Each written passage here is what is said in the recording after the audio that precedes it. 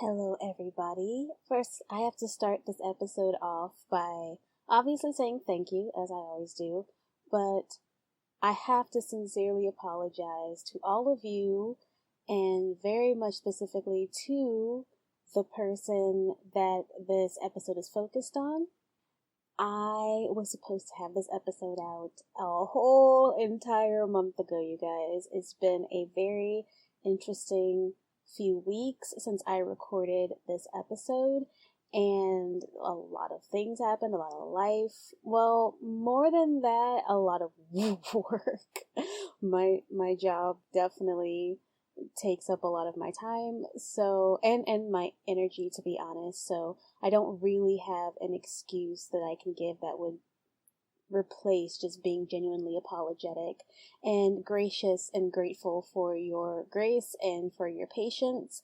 And I have to put it out there that this episode is about a local artist named Mélat, and she has always been incredibly gracious, incredibly kind. She's a beautiful soul, an incredible musician and artist. And this episode was supposed to come out several weeks ago when she still had some things pending. And so just to put it out there right now, her album is already out. The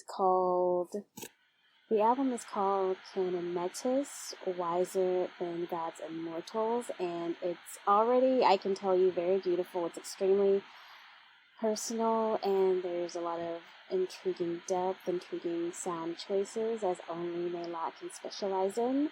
So I do hope that you enjoyed this episode, and again, I thank you for your patience, and especially to the gracious, beautiful, incredibly talented Mélat. Let's get to the show. Music.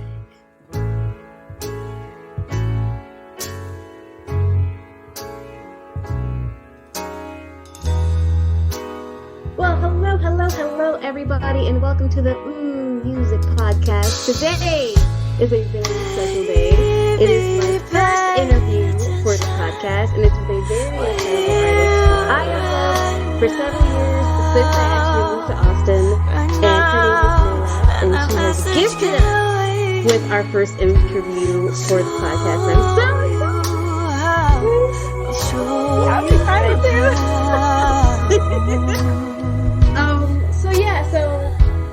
I say gifted because I am a new podcast, and this is really small.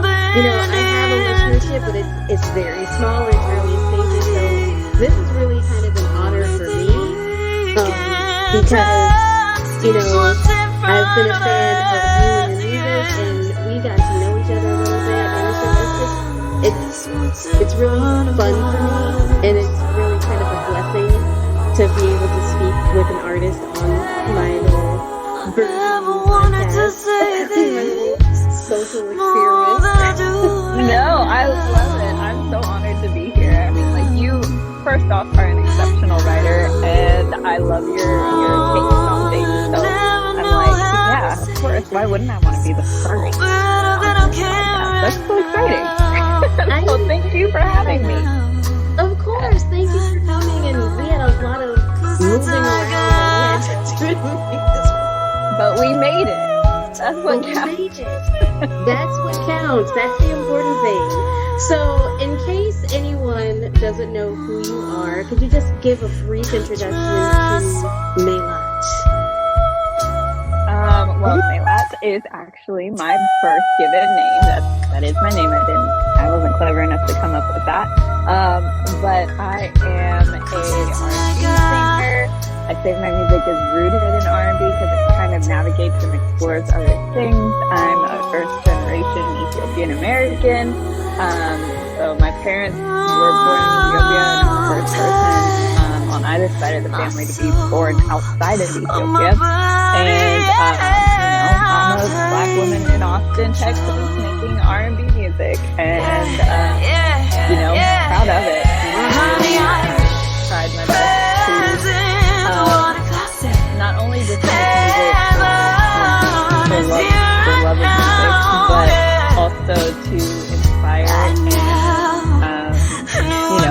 help heal the hearts that listen. And that comes up when you That's beautiful.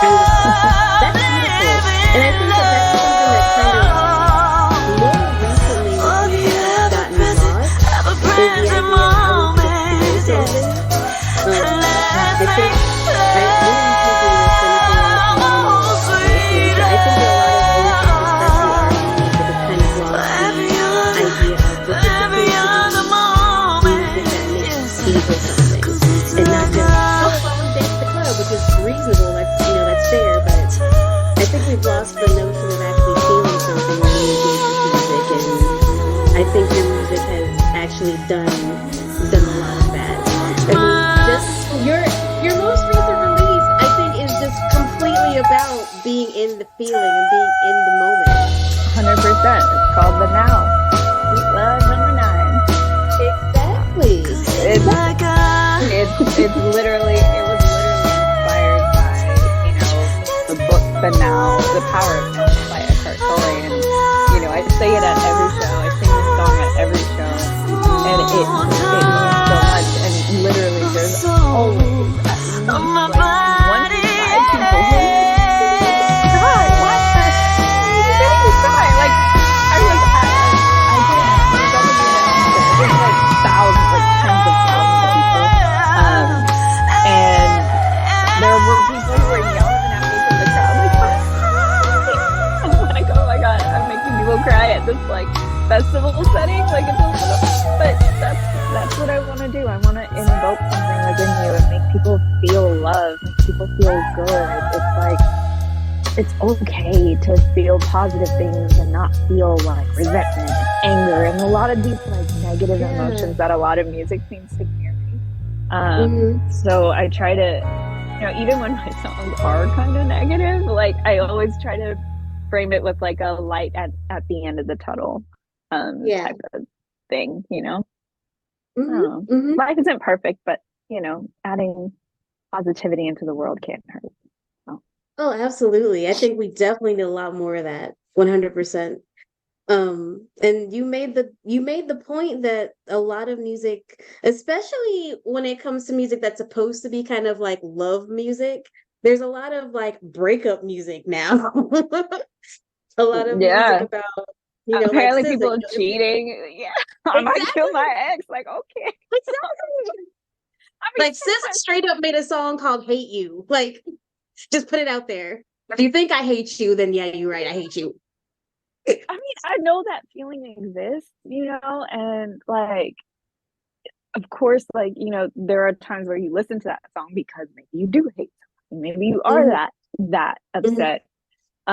But again, like, you are what you eat at the same time, so it's like if you feed that monster too much, of that same thing, then that monster will grow. So I don't know. I guess it's just kind of my like half glass full optimistic perspective of the world, and I just believe that there's more good in the world than there is bad, because there's no other way we could have survived all these millennia as humans. And I don't know. I feel like I got way deep. I think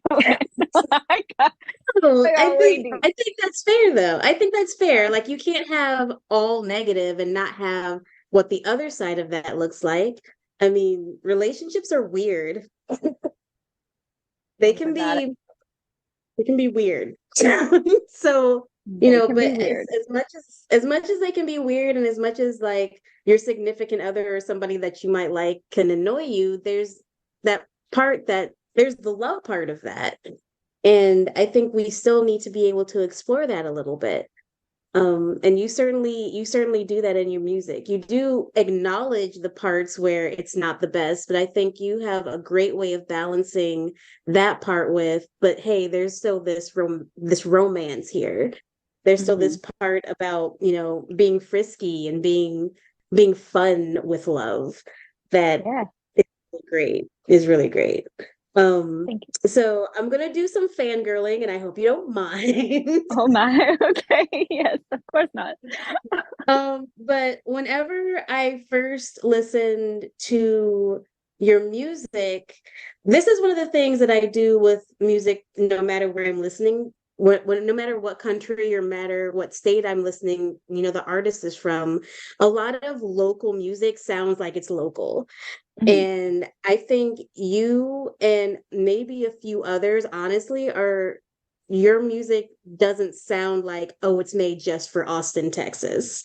It sounds like music that everybody can explore and enjoy and be a part of. This is like the type of music that I feel like needs to be recognized on a wider scale. Let me go cry real Honestly. quick. Let me go shed a couple of tears. Well, I guess no one can see me, right? Just No, exactly. So you don't have to tell anybody that you've cried, but you can if you But I honestly feel that way. I really do feel that way. I'm constantly looking for music like that. I love music from all over the place. But even like, for instance, if I listen to music like Korean music, there's some music that's very much, it's local. It's not going past Hongdae. Like you know that's where it's from. And then there's other music where it's like, yeah, I can see this being something that I need to have in my life. Yeah. It's not just meant for this particular audience. It's meant for me as well. I can engage with this and be a part of it. And your Yeah. music definitely does that. It definitely does that for me. Thank you. That's so beautiful. Thank you. I'm going to try to keep the fangirling to a minimum. No, I love it. Well, I mean, I love it because, okay, so obviously I'm born and raised in Austin, right? Mhm. And growing up, all you heard of was like, no offense to the old white guys with guitars, but it was all old white guys with guitars. Yeah. Which is it's a beautiful medium in its own right, but I never really saw reflections of who I saw myself to be in that space. But then also, like, wanting to create music, I had to just kind of, I always drew on that keep Austin weird vibe, which to me was like, be your own version of yourself, whatever that means. So, I'm a first generation Ethiopian American Black woman growing up in like super white Austin. And like it it molded me in a way where I think there wasn't a specific way that I necessarily needed to be, because I Yeah. couldn't quite fit in. I couldn't quite fit in with the Ethiopians because I was a little too American. I didn't quite fit in with the Americans because I'm a little too Ethiopian. There was always something Yeah. about me that was just a little too much something else. And so I've always had to kind of be okay with not fitting in. And Yeah. I as I grew older, I think I realized I'm not the only one that feels this way. In general, pretty much everybody feels that way most of the time, Mhm. but and I was also super shy and super quiet, so I never like had anyone to converse with about this. So, when I started making music, I felt like I had to make something that was super authentic, and I realized that my music started resonating with, you know, people and how they were feeling. And like my first stuff was all about my like insecurities and stuff. So, I have some fans who like kind of like grown with me, but they too have kind of gone through this evolution of being like, hey, it's okay to be me. Like at one point I was gonna make an album called For the Silent Girls, because it was just like I just was so quiet. But the Yeah. fact that I'm able to kind of take my experiences, package them in a way that can resonate with a lot of people from a lot of different walks of life, um, means the world to me. And it's the reason why I don't stop. I can't stop and I won't. Exactly. Exactly. Don't stop till you get enough, right? Hey, that's what he said. That's what he said. That's what he said. That's what he said. We just celebrated his birthday, right? Hey, is it? Yeah, and no, it happened. Listen, I won't say that I'm the biggest fan because I don't think that I am, but Yeah. I'm a pretty big fan. So yeah, his birthday was on the 29th. Okay. No, Listen, it's such an issue. Like the entire month of August, I dedicated to Michael Jackson. That's so funny. I love it. Because I was like, there's an influx of like Michael Jackson stuff right now. And I was like, And then I was like with my little 8-year-old cousin and I gave him aux powers and he played Smooth Criminal like 3 times in a row. And I was like, I'm glad to know it's still continuing on. Shout out to the 8-year-olds of the world. King of Pop is still alive. Yeah. Yes. Yeah. That is that kind of that idea of something that can last, you know what I mean? Music that has staying power.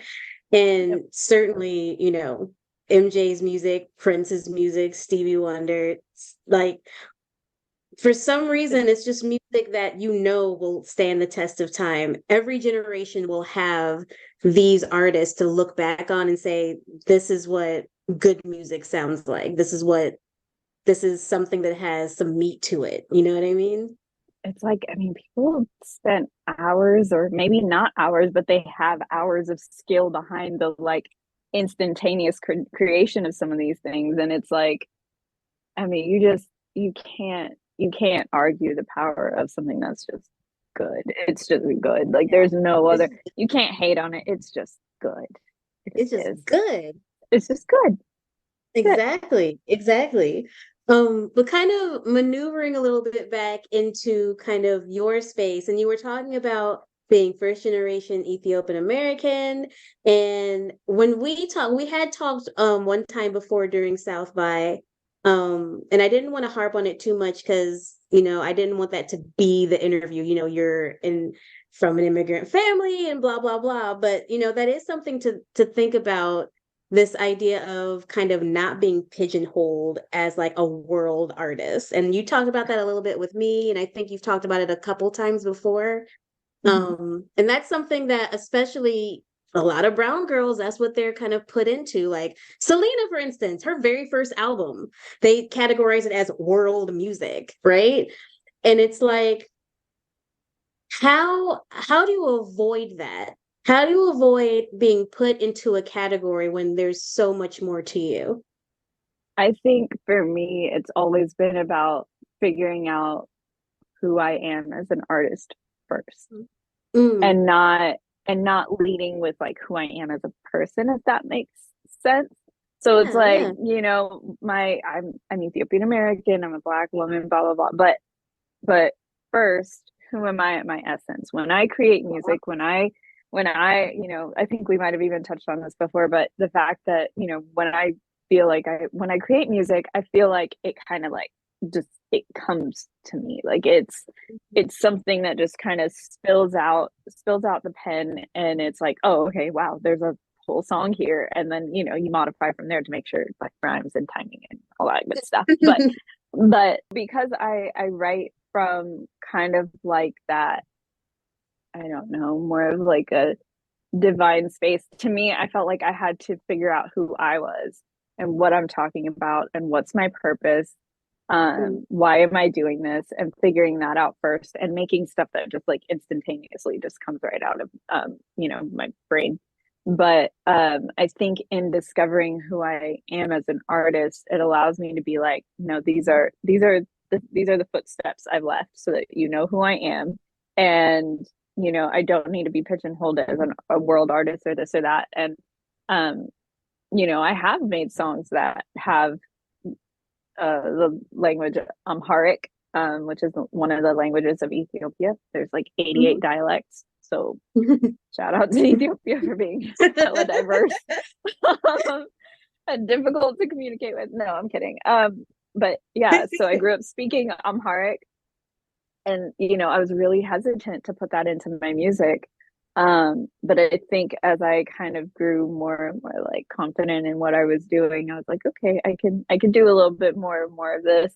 But also recognizing that I'm born and raised here. So like the language that I use most often is obviously English. My influences are much more American, just because I live here, just because of proximity. But,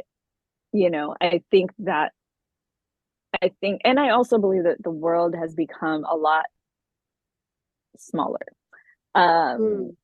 the world has become a lot smaller as of late, especially like since the pandemic. So, you know, there's world music, but there's also Burna Boy, who's freaking massive. And like, you know, there's an endless list of artists who come from Africa, which was probably one of the most like world pigeonholed, you know, just continents. I wouldn't even, not even the genre. It was just like, if you're from that continent, you make world music, like that's it. And so to see all of that going mainstream, to seeing like all this like the Bad Bunnies of the world like going mainstream, it just, I think the world has gotten smaller in a good way, and being world isn't necessarily something that'll kind of shove you into a little corner anymore. It's definitely taking up more of the map, and I love that. But it still does kind of have a little bit of the other, quote unquote, like connotation.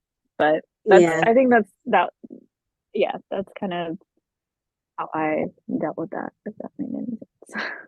No, that makes a lot of sense. It is about knowing who you are, because then if you know who you are, nobody can tell you who you are. Exactly. And nobody can define you if you've already defined yourself. So I think there's a lot of validity in that. You mentioned that you had, you know, put some songs here and there that did kind of directly use, you know, the language that you grew up with and sort of incorporated your heritage in that. And I recently just saw something, I think it's Kali Uchis, who she made an album completely in Spanish, and her record company did not support her.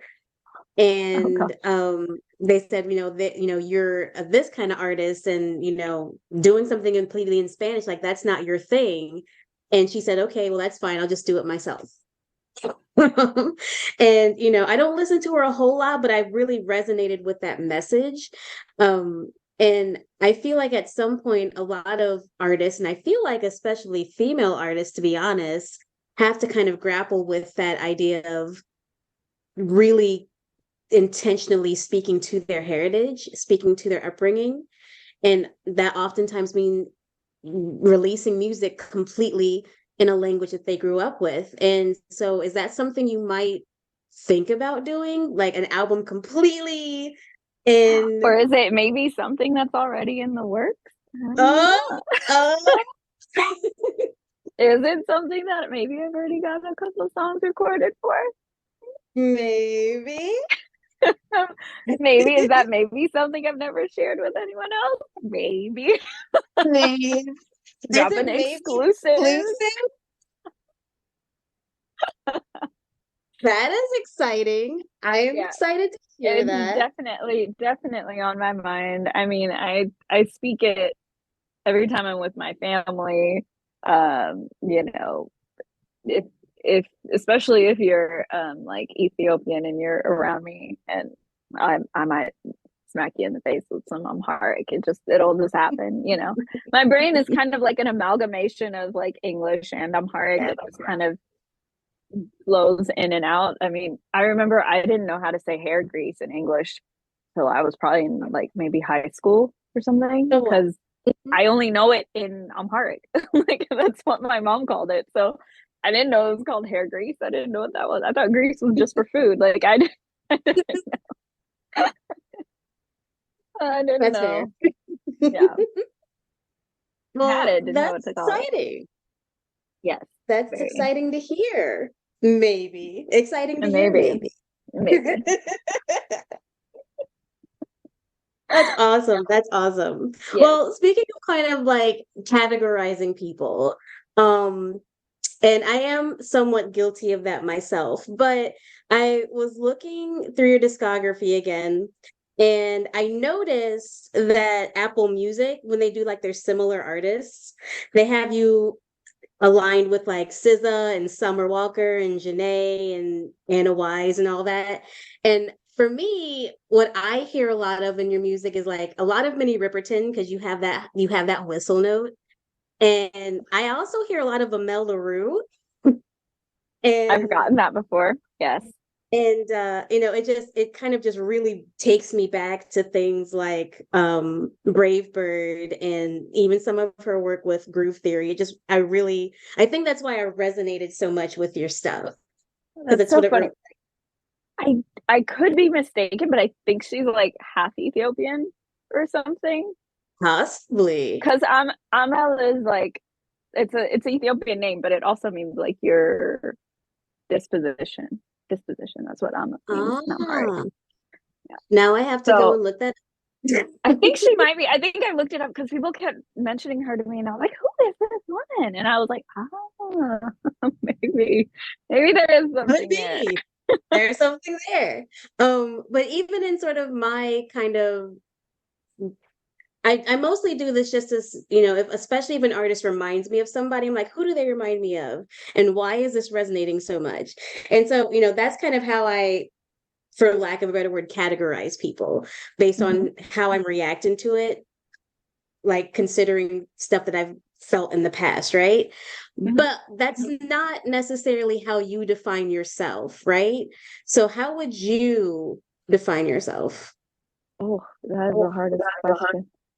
a Um, I always have a hard time answering that, and I think the I always tell people I'm like, I don't know, like Alicia Keys ish, kind of hard. ish. Um, because there's a little more, I feel like there's a little more poppiness to it, but there's also a little more like vintage soulishness to it. And I listen to so much, like Ella Fitzgerald is my favorite Yeah, singer of all time. absolutely. Yeah. And I love that whole era of like Nat King Cole and Frank Sinatra and all that stuff. So, there's a lot of that influence, probably more in my vocal timbre and tone and stuff, or maybe things that I do, just because that's where I learned to sing the most. But also there's Whitney Houston and Mariah Carey. So, Right. and of course the king of pop, Michael Jackson, yes. And Beyonce and like, all these people who like kind of live in my head rent free. Along with like the Backstreet Boys and the Spice Girls. Oh So my it's like gosh. it's and then some like I don't know, I don't ever know names of things, but like there's some rock songs in there too, and it's like there's Evanescence, and it's just like it's so I have such a hard time explaining it, but then I end up being like it's good. I don't know. I think it's good. It's rooted in R&B, and I think it's good. I don't know. That's how I describe my music. That's a good description. What's your music like? Good. It's good. It's good. I don't know what else to tell you. I think it's really good. I might be biased, but I think the singer Maybe is a pretty little cute. bit. I love her. I think she's awesome. I mean, there's merit in that. Yeah, it's good. It's like, yeah, I feel that. That's a legit answer. Yeah, it's just so hard for me to do it, and I think it's because I don't know, partially because people want it to fit neatly in this box, and I'm like, it doesn't neatly fit Yeah. in the R&B box to me, and it doesn't neatly fit in the soul box, and it doesn't neatly fit in a pop box. It's just kind Mhm. of, and then there's some It of is. Mark. So now what? We're world two. I don't know. We're just good. We're good. It makes sense. We'll just say good music. There it Good is. music. No Good Kanye. music. Yeah. No, no, no. I No shade, mean, but no Kanye. no, especially current Kanye, not Kanye. No, no. Just, I want him to get help and be okay. That's I what I want for him. do. Yeah. You know what? I think that's ultimately what it is I think people have forgotten that honestly, I really do feel like he is a genius, but it's not I think people have missed why that is. Because he's Because mad. He's a mad genius. A he lot of these is. guys were. A lot of these guys Yeah. are mad geniuses. Mhm. They, And I honestly think he kind of has like synesthesia where he can see and hear colors. I think he does. oh my I gosh, his just music is beautiful and incredible. And sometimes it's just like, how do you my beautiful I don't I admittedly do not listen to rap ever. My brain doesn't really. understand it. My brain really only computes melodies. Like I just don't hear, I don't know how to explain it besides I don't really hear rap. I only hear the melodies. Like I will sing the melody of like any 50 Cent song, but I will not tell you a single word that he says. But My Beautiful Dark Twisted Fantasy is just, yes, it's a work of art. Like I it was is. stunned. That was one of those pieces where I'm like, it's just good. Like Yeah, it's just good. Like all around absolutely. visual, audio, like the interludes, everything is just like, oh, it's just a beautiful piece of work. So it is. It is.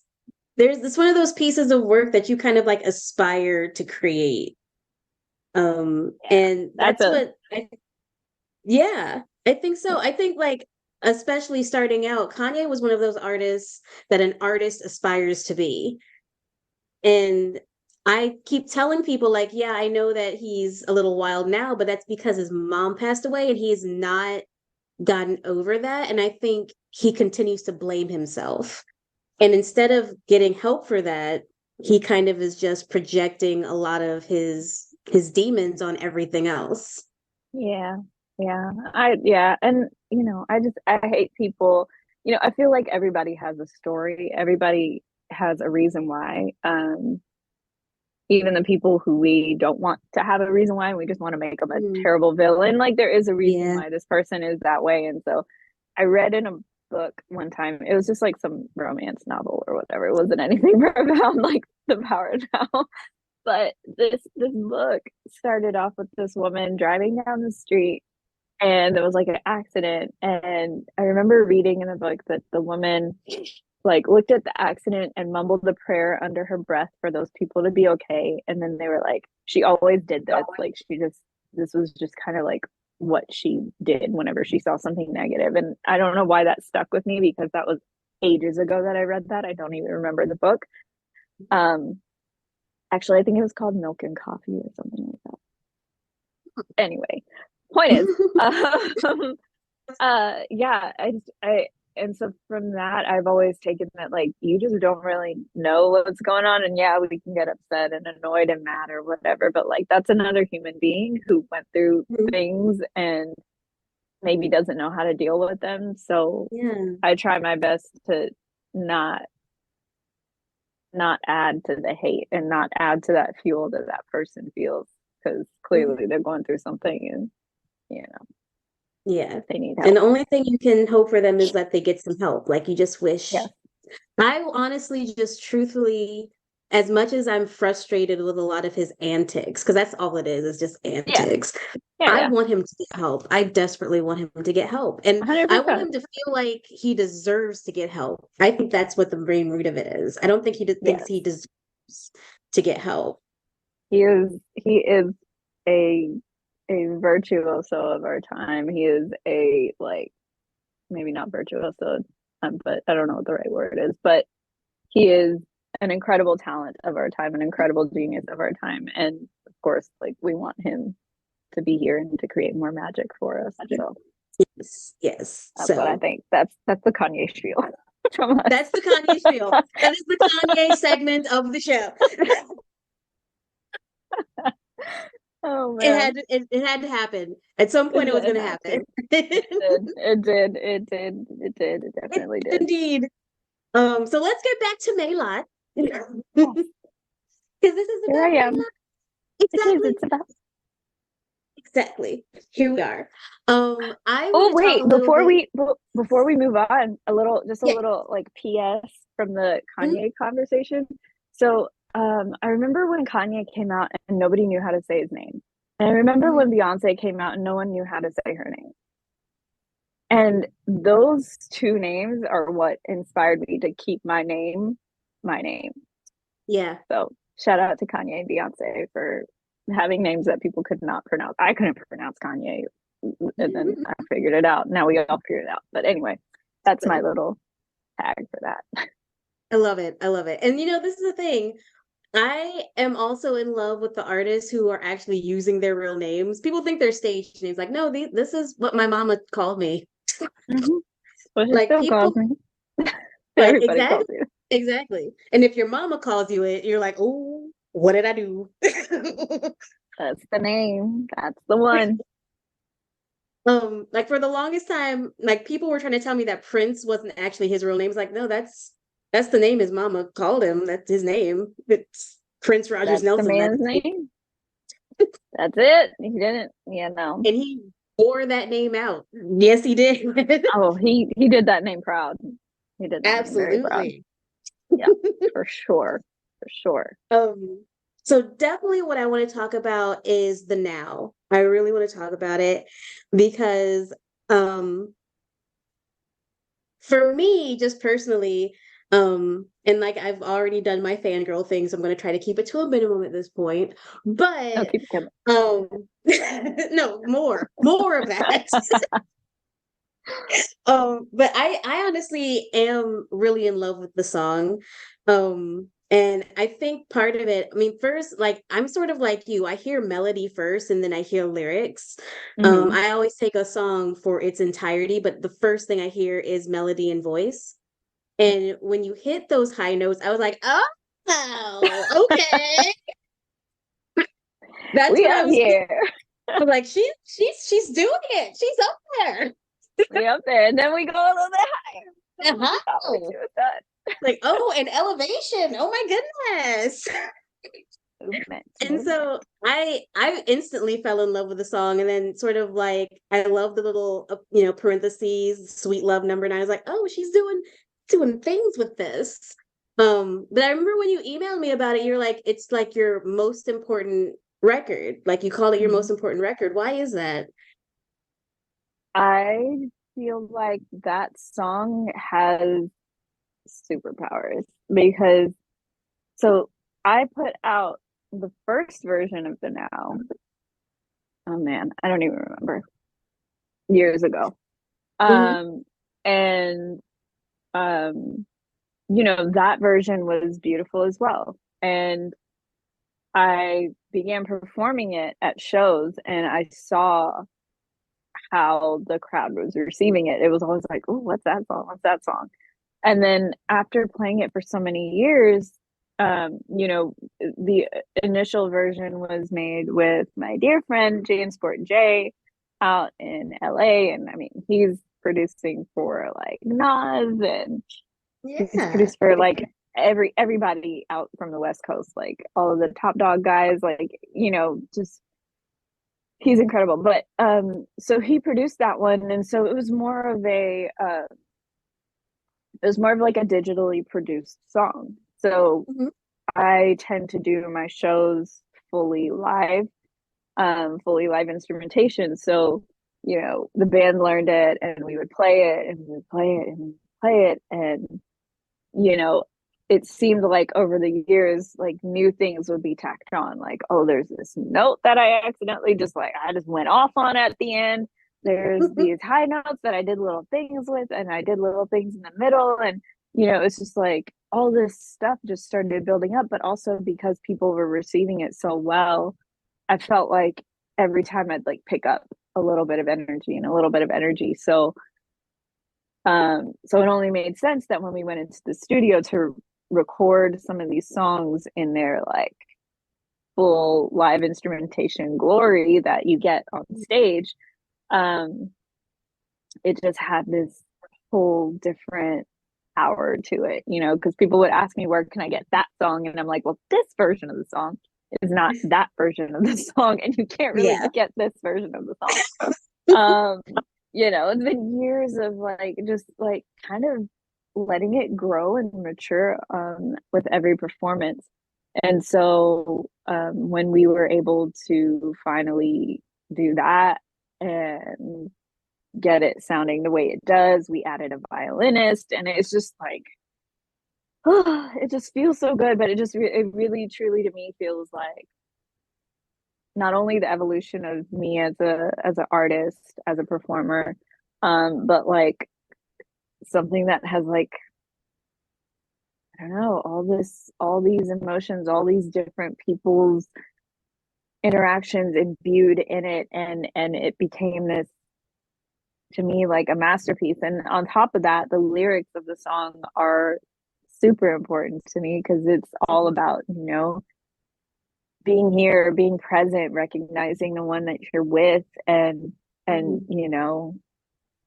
the message can wait. Like, you don't have to send that stuff right now. Like, just be here. And what if I told you that heaven was here right now, and it would be hell on earth if I couldn't put you first? Like, it's just very, like, such a proclamation.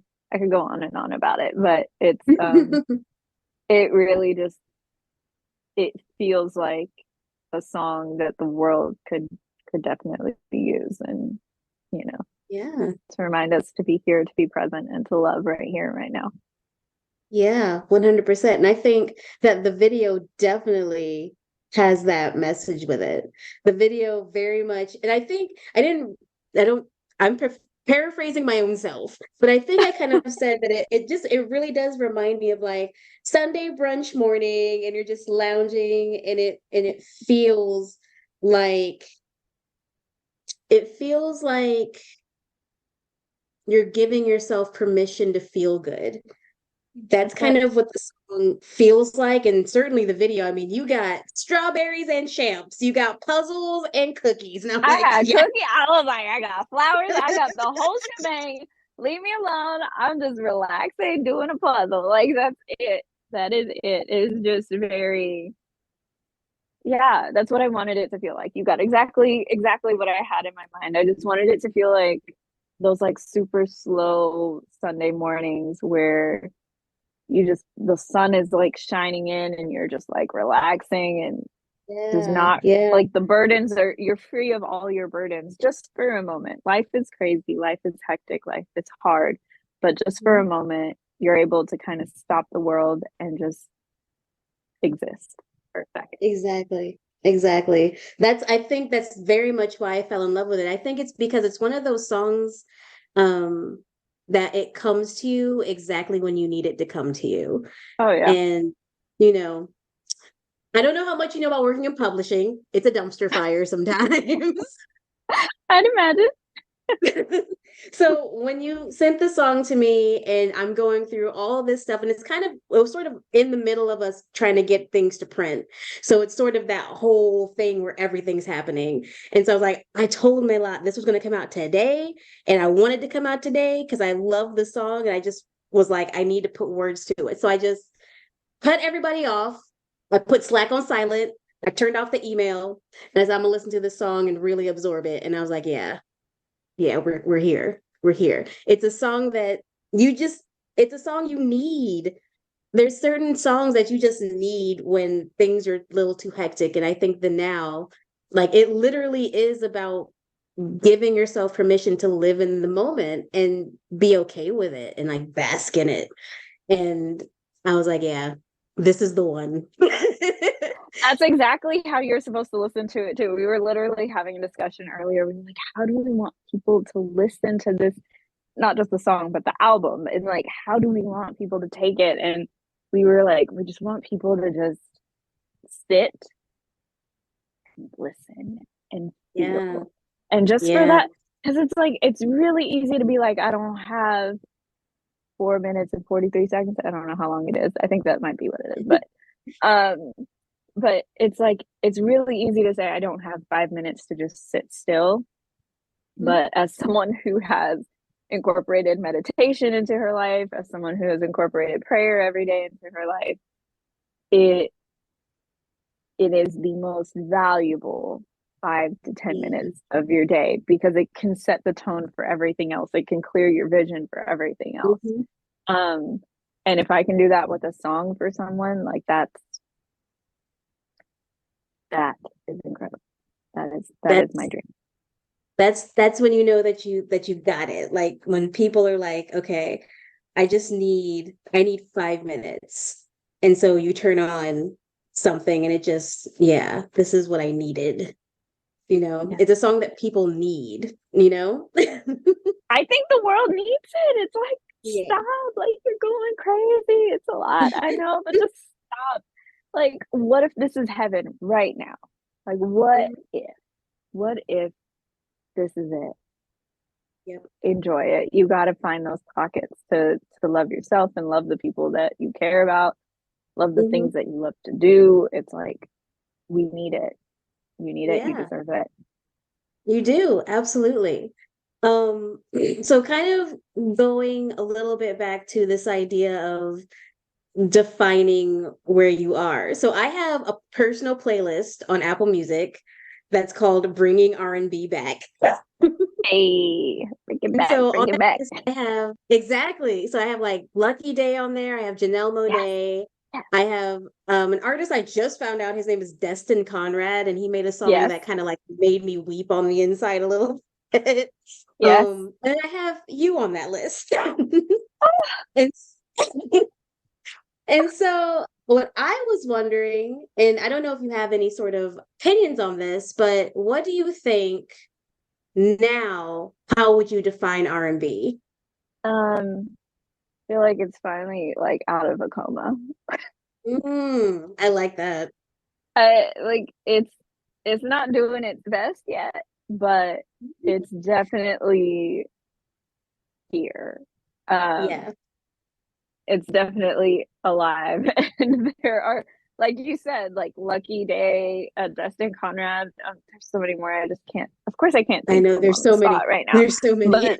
But there are so many that I'm like, oh, they're great. They're great. I just wish, like her, I think had like a really Yeah. huge splash with what she did, and a lot of people knew Hmm. who she was, and a lot of people heard her. And um, I think that's more of what I'm like wanting to see for R&B. I'm wanting to see R&B kind of like flourish a little bit more, Hmm. and like real music to really get a chance to shine. But Yeah. then again, but at the same time, you know, I I am very cognizant that the industry as a whole is just not what it used to be. It's a totally different Hmm. beast. Like there's a lot more smaller indie people who are more like cult following type of artists who have, you know, maybe they're not going to be like this huge global thing. Um, and I feel like those types of situations are becoming more and more rare as time goes on. Um, so I'm very cognizant of that as well. But I think I would love to see like R&B, you know, like we have our ushers and our like, you know, our day Yeah. ones of R&B. Or I guess maybe they're not day one, but you know, like our day ones, like, Yes, you know. exactly. Um, but you know, we have a lot of those like awesome, I don't like calling them legacy acts because it makes them sound old, but technically that's what they are. But um It's, you know what? I feel a way. It's like, I feel that way too. I'm like, why do we have to call them that? That's what they're called. But it's like, yeah, I think that's kind of my take on it. mhm, But I do see people kind of wanting that vibe more, looking for that, and yeah, then like wanting something that feels a little more real. Something about Lucky Day, I don't know what it is, but just like when he sings, I'm like, yeah, he means that. I yeah. believe He it. means it. I can I feel feel that. it. Yeah. When he came out with Rose Samo, I was like, are you kidding me? Where has this been? Um, so kind of melting a little bit into that, I know that you've spoken a little bit about particularly R&B and just let's just call it what it is, black music, quote unquote, right? In Hmm. Austin. Um, and Yeah. how it's kind of still a little bit on the back burner a little bit. Um, I think that it's gotten a little bit better, but I mean, you would know a little bit more being directly involved as an artist. What do you think has kind of do you think that R&B and hip hop and genres that we really kind of take the forefront on, do you think that it's gotten a little bit more recognition in Austin? It has. Um, I'm trying to Ish. think through. I think I'm trying to think through. So like, um, so we have the breaks, Hmm. which is a show on KUTX. With Um, is it with Miles? Does Miles do that? no, with Fresh and Confucius. Oh, that's right. That's right. Okay. Yeah. So, um, you know, they do, and Fresh has been doing this since he was a blogger back in the day. So I've known him for a long time. And he made the transition into radio, and now he's one of the biggest, I think, advocates for Black music in Austin. Mm-hmm. And so, I think it's incredible because there are so many more people who seem to see Austin as a viable market to do something in, at least for the now, at least, in the interim. They may feel like, they need to go somewhere else for a while, but I think as far as like number of people doing it, hip hop and R&B, I think the numbers have skyrocketed, which I think is awesome. And a lot of people are doing things at great quality, but also skyrocketed is probably not the right word to use. I think it's a little overly optimistic. I still think there is, how do I put it? I used to always say there was a lack of understanding of what R&B and hip hop are by the people who want to push music in Austin. And you see them really trying to those issues. But the problem I see sometimes is that if you don't understand what you're trying to fix, how are you going to fix it? You can't really use a blanket like, hey, Black person, go do this thing. It doesn't really work that way. And I think they've come to realize that doesn't work. And so I feel like a lot of organizations are kind of having to restructure how they do things to make it work in a more seamless way. But there is, the people in Austin who have the funds to help move music careers, or like support artists, probably don't really get it all the time. So, I think Austin is trying to come up. I think it's much better than when I started. I think it's a completely different world where there's, multiple artists that you can think of doing R&B, multiple artists that you can think of doing hip hop. But it's Austin, and Austin loves its guitar, and Austin loves its rock music and its country music and its Americana, and it's more like blues leaning Americana, so those are definitely the more prominent things still. But I think that at the end of the day, it's Austin. That's fair. So that's fair. We just do the best we can, and I try to educate, and I try to show people like, look, these songs are good, they're approachable, you can understand them, just like listen, but yeah, I think that's kind of my take on music in Austin. Yeah, kind of where we are now. That's why I'm sort of like, I sort of get that. Like, this is why you see something like Black Pumas doing so well, because they do, as much as it is, Black music, which is like, I'm not going to talk about it too much, but listen, all music is Black music. I'm just going to say. Foundationally, yes. Foundationally, but you see them doing a whole lot more because they kind of do fall into that more blues rock. Which is something that Austin kind of really loves. And you see less of someone like you or a Meryl Soul or even Riders Against the Storm or even Mama Duke, who's doing grand things. You don't see them getting as much, recognition, I think. But and they try. I feel like certain times, like, people will be like, let's push this to the forefront. Let's push this to the forefront. But it can only go so far because the audience only understands so much. And then also another thing that someone asked me about recently was the influx of people from out of state who have come to Austin who don't even really care to go see a live show like that. So that is also kind of like changing the environment of Austin as a like music performance city. Like if you have all these new people who are taking up a lot of the space in downtown and they don't really want live music, you know, unless it's a DJ playing something. Good for you. Yeah. But, Yeah. you know, that's not what I do. So, Yeah. you know, it just kind of changes the landscape of things. And I think that's also another contributing factor into whatever is happening to the music industry in Austin. But I am also a part of this organization that's starting in Austin called Women in Music. So that's really cool. It's a global organization. So that's pretty cool. We'll see if that helps. Yay! Do you want to talk a little bit about that? Sure. I can talk about, yes, why not?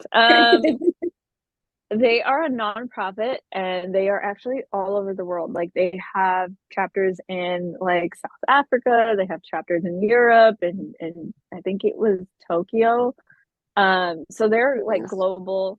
And it's really to connect women in music. And it's like this huge organization where like, you know, if you travel to South Africa and you're like, hey, I'm here, does anyone want to meet up for a coffee? Or if you want to be like, hey, we're doing a show here, like you just have this network of women from all parts of the music industry. And I just found out that like it's not like it's women in music, but like anybody's allowed to come, you know, I guess because everybody's welcome. But yeah, it's just I think it's a really cool thing for Austin to have, because one thing that a lot of people do complain about is that we don't have industry here, or we have very limited industry. And so this is a really awesome like bridge for that, I think. So I'm excited to be on the like inaugural board to like launch this in ATX. So That's exciting. it is quite exciting. That really is exciting. I love that. And I obviously love women who are in music. I'm a fan. Just a little bit. I feel like you're kind of like in music though. I don't know. In my mind, you're kind of a woman in music. So if you want to come to our thing next week, let me know, girl. Okay. Come through. That sounds like it's fun. And listen, I haven't worn braids in a long time. So me having braids now has kind of had me acting different and making me be social. Like y'all I'm don't see this, but now, she has been y'all. flipping her hair this whole time. She's been flipping it like nobody's Beyonce flips, like just constant. I think it's sort of just, it kind of happens when you have lots of hair. And I'm not even trying to do it to you, but like this is a whole situation. Really? Really? It's one strand down the middle of your face. Like, can we please help Pick me? a side, any side. Any side will do. Just get out of my face. Oh my god. But that sounds like a lot of fun. I might have to check that out since I'm being social now. Yes. So you have had a long day, so I only have 2 more questions for you, if that is okay. Yes.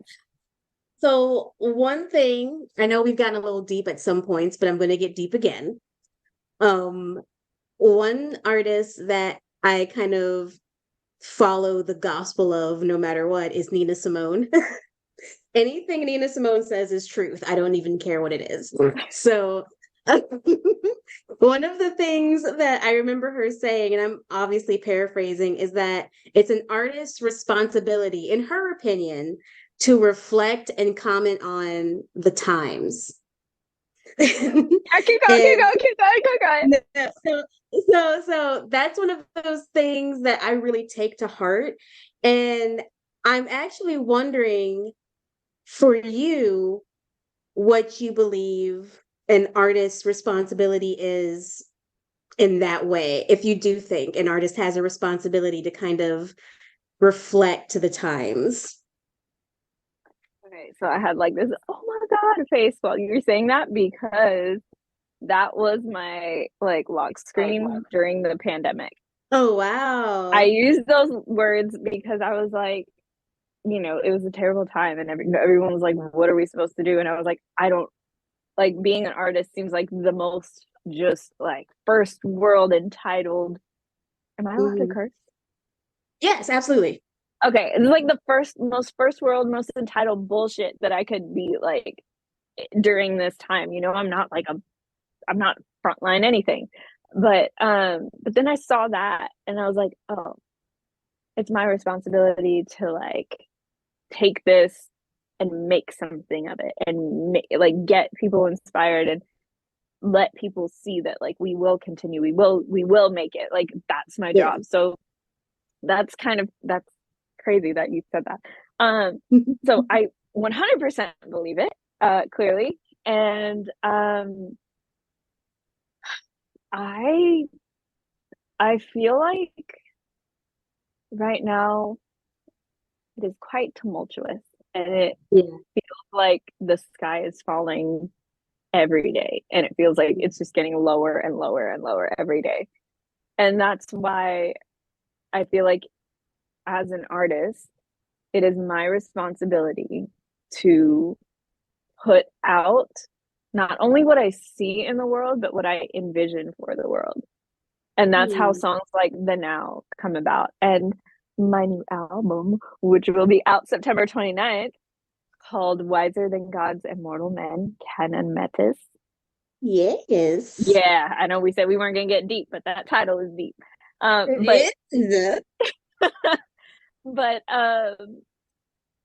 yeah, so to me, I think that as an artist, I said it at the beginning, I want to put as much love and positivity and hope out in the world as possible. So, different artists have different reasons for being. Some of them are here to help us turn up. Some of us are not. But there are times for it. Some of it, you can get excited to some of my music, but overall, I feel like my responsibility is to do what I just said. Yeah, like love and positivity for the world, and provide everybody a little hope, because the world is a scary place, and I hate reading headlines. I don't watch the news. I try to stay out of it. I mean, I read the headlines because I got to know what's going on ish, but I try to stay out of the weeds because it's hella negative out there. Yeah, it's a lot. It's a lot to take in all the time. And you forget that there's positivity in the world. You forget that sometimes when it's just all, the world's on fire. What are you going to do? Exactly. That's what it all is. And I just, nobody wants to live in that kind of world. And if I could provide people a little bit of refuge with my album that comes out on September 29th, then but yeah, if I could do that, then that's what I'm gonna do. So absolutely, that's what I think. Well, I think that's amazing. Thank you. So the last thing I want to do is something that I just made up, and I was like, you know what, Mélat's the first interview, we're gonna do something fun. Okay. And so you know how like you have like lightning round questions? Yes. So I'm calling this Manic Music. Okay. We have to make a theme song for it now. That was it. Very Tina Turner-esque with the flashing hands. Exactly. Jazz hands.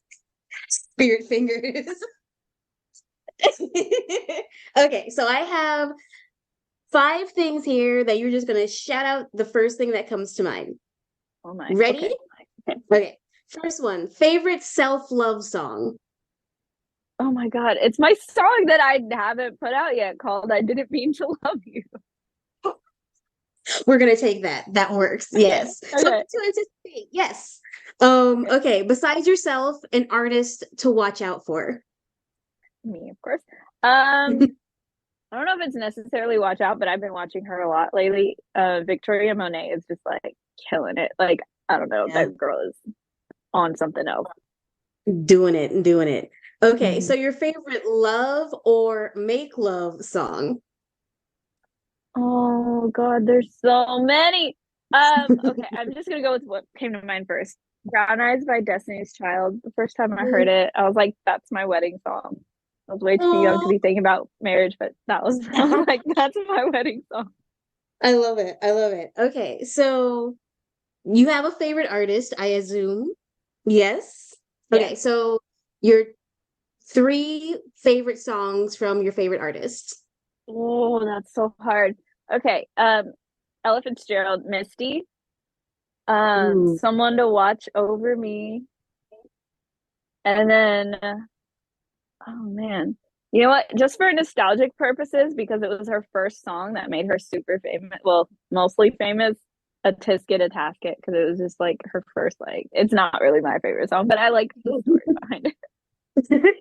I like that it made her career, you know? Yes, we love it. Okay, and the last one is you're stranded on an island. Pick your discography on an island. Everybody picks your favorite album, but what is like 3 to 5 albums that you must have if you're stranded on a deserted island? Jeez, oh, I suck at these things. Okay, so it would probably be any Ella Fitzgerald album that has Misty on it. There's so many of them, I don't know which one. Pick a compilation, I don't care. I'm really bad at album names, but whatever Mariah Carey's album is that has Always Be My Baby, because that's like my number 2 favorite song. Yeah, that one. Yes. And then I'm stuck. Wait, how many did you say? 3 or 4? 3 to 5, yeah. 3 to 5. Okay, great. So then we'll put one of Frank Sinatra's on there. I don't know, whichever one has Wee Small Hours on it. I love that song. And then because I was stuck between that and Survivor by Destiny's Child. What else did I listen to? I listened to something. I don't know. Oh, probably something on Heart. Yeah, I need some on Heart. There's this artist. Her name is Gigi. She's really good. I'd probably take hers. Vibe out to her music.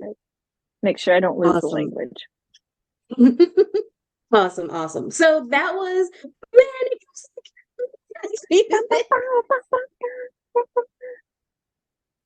and we are now at the end of the interview. So plug all of the things. Plug the things. I will plug all the things. So you can find me on any social media at Behold Mélat, MELAT.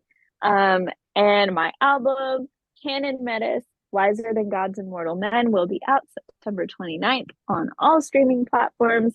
And it's been 4 years since I put out an album. So go check it out. And yeah. Awesome. And instead of saying goodbye, give us a closing affirmation. You are worthy. You are loved. You are perfectly imperfect, and that is just fine. Yay! This is awesome. Well, thank you so much, Mélat, for being my Thank first. you. This was lovely. I had so much fun. Me too. Awesome. And so thank you everybody for joining us. And as Mélat said, you are worthy, you are perfectly imperfect, and that is just how you are meant to be. So I hope that Mother Earth and Universe blesses you with self-love and insight. And I will see you next week. Peace across.